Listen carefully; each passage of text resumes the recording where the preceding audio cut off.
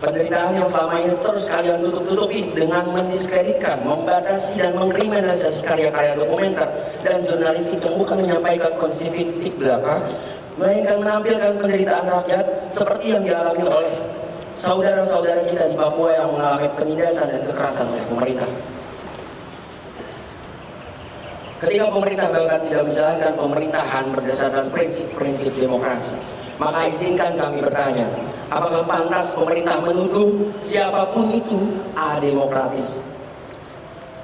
Maka dari itu, jika pemerintah memang benar-benar ingin menegakkan asas-asas demokrasi, kami menantang pemerintah untuk membuktikannya. Buktikan dari hal yang mendasar dalam bentuk menjamin keamanan ruang sipil untuk bersuara dengan: yang pertama, membebaskan seluruh tahanan politik dan memberi amnesti bagi kawan-kawan yang dikriminalisasi.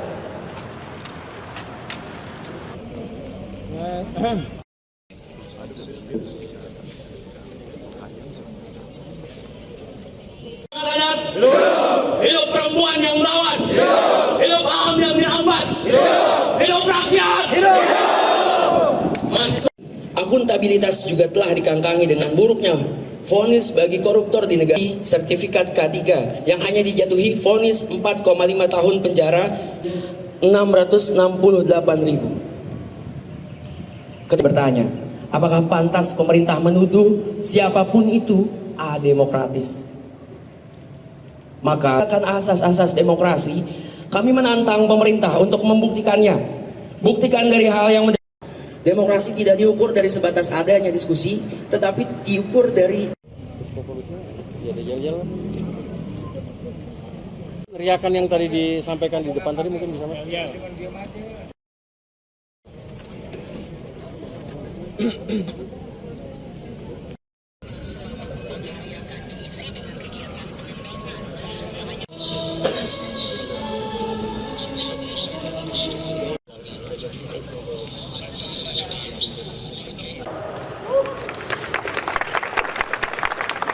Padamu kami mengabdi,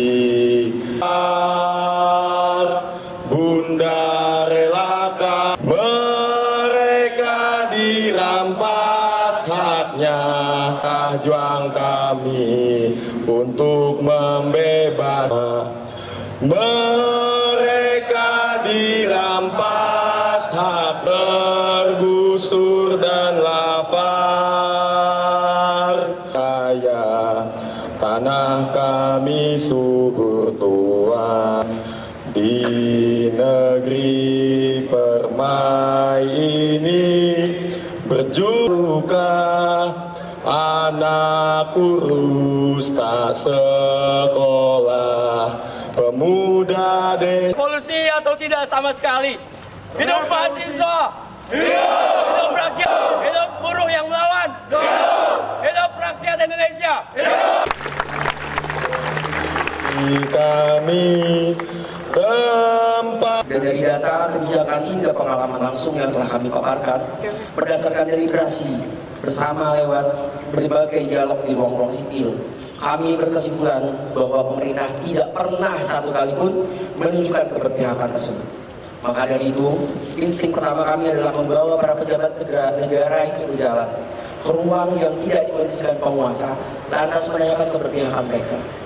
Dengan segala fakta yang sudah terpampang jelas, bisakah mereka menunjukkan keberpihakannya pada rakyat dengan mengakui kesalahannya? Sayangnya, jawaban yang mereka berikan lagi-lagi menunjukkan ketidakberpihakan mereka terhadap rakyat. Alih-alih mengakui kesalahan, mereka justru meminta salah satu massa aksi untuk melihat secara langsung kondisi di Papua. Kami tidak menginginkan kondisi di Papua hanya dilihat oleh segelintir orang dari kami saja. Jika memang benar tidak ada penindasan dan kekerasan terhadap rakyat di Papua, maka tunjukkanlah kepada seluruh masyarakat Indonesia. Tunjukkanlah hal tersebut dengan membuka akses seluas-luasnya bagi pers untuk meliput kondisi di Papua dan tarik semua pasukan militer yang selama ini menebar teror pada rakyat. Jika pemerintah tak bisa melakukan hal tersebut, maka setidaknya akuilah kesalahan dan berhenti mengelak dengan mengatakan bahwa semua orang punya salah. Sebab kesalahan yang kalian lakukan adalah sumber penderitaan ribuan bahkan jutaan rakyat Indonesia. Penderitaan yang selama ini terus kalian tutup-tutupi dengan mendiskreditkan, membatasi dan mengkriminalisasi karya-karya dokumenter dan jurnalistik yang bukan menyampaikan kondisi fiktif belaka, melainkan menampilkan penderitaan rakyat seperti yang dialami oleh saudara-saudara kita di Papua yang mengalami penindasan dan kekerasan oleh pemerintah. Ketika pemerintah bahkan tidak menjalankan pemerintahan berdasarkan prinsip-prinsip demokrasi, maka izinkan kami bertanya, apakah pantas pemerintah menuduh siapapun itu ademokratis? Maka dari itu, jika pemerintah memang benar-benar ingin menegakkan asas-asas demokrasi, kami menantang pemerintah untuk membuktikannya. Buktikan dari hal yang mendasar dalam bentuk menjamin keamanan ruang sipil untuk bersuara dengan: yang pertama, membebaskan seluruh tahanan politik dan memberi amnesti bagi kawan-kawan yang dikriminalisasi. Yang kedua, tidak lagi membatasi demonstran seperti yang terjadi dengan mahasiswa UI di Bundaran HI. Yang ketiga, menarik militer dari ruang sipil dan mencabut UU TNI dan UU Polri. Dan yang terakhir, menghentikan kriminalisasi aktivis. Jika tuntutan tersebut tidak dapat dipenuhi, maka sudah jelas bagi kami bahwa pemerintah tidak pernah dan tidak akan mau berpihak kepada rakyat sehingga demokrasi itu sendiri sejatinya telah mati.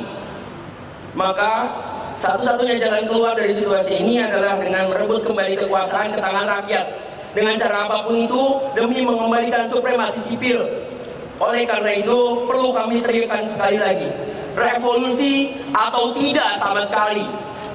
Dalam hal ini, kami juga mempercayai bahwa kaum akademisi seharusnya menunjukkan sikap intelektual sejati dengan membicarakan fakta secara apa adanya. Maka dari itu, kami mendesak Ova Emilia untuk yang merupakan representasi UGM sebagai lembaga akademik untuk menunjukkan sikap dan keberpihakannya terhadap fakta yang sudah terpampang jelas. Tegaskan bahwa UGM tidak lagi percaya pada pemerintah Prabowo Gibran yang telah berulang kali secara jelas menunjukkan ketidakberpihakannya pada rakyat, dan tegaskan bahwa UGM sebagai institusi secara penuh mendukung segala bentuk perjuangan rakyat yang kini sedang berusaha mengambil kembali hak-haknya yang telah dirampas. Untuk teman-teman yang kini sedang memperjuangkan keadilan, mari kita ingatkan diri kita sekali lagi bahwa rakyat bersatu tak bisa dikalahkan. Hidup petani, hidup buruh, hidup masyarakat adat, hidup perempuan yang melawan, hidup aham yang dirampas, hidup rakyat, Mahasiswa UGM Belaksungkur 17 Juni 2026.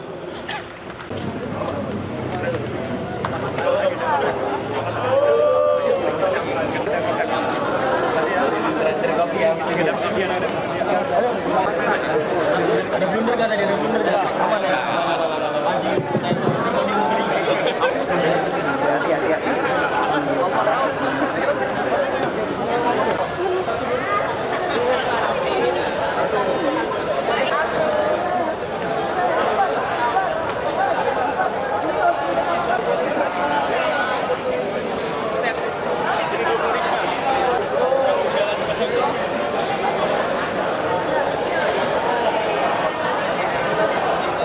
Subscribe, share, like, and comment.